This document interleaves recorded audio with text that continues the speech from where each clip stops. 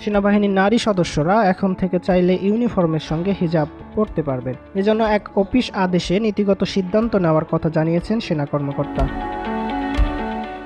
এর আগে ইউনিফর্মের সঙ্গে হিজাব পরিধান না করার জন্য নির্দেশনা ছিল। অ্যাডজুট্যান্ট জেনারেলের কার্যালয়ের অভ্যন্তরীণ এক অফিস আদেশে বিষয়টি সংশ্লিষ্টদের অবহিত করা হয়েছে। এতে নারী সেনা সদস্যদের জন্য হিজাব পরার বিষয়টি ঐচ্ছিক করে দেওয়া হয়েছে।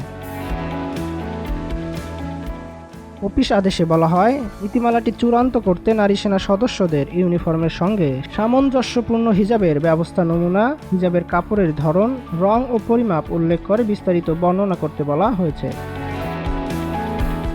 একই সাথে ইউনিফর্মের সঙ্গে প্রস্তাবিত হিজাব পরিধান অবস্থায় নারী সেনা সদস্যদের রঙিন ছবি ২৬ সেপ্টেম্বরের মধ্যে সংশ্লিষ্ট পরিদপ্তরে পাঠাতে বলা হয়েছে।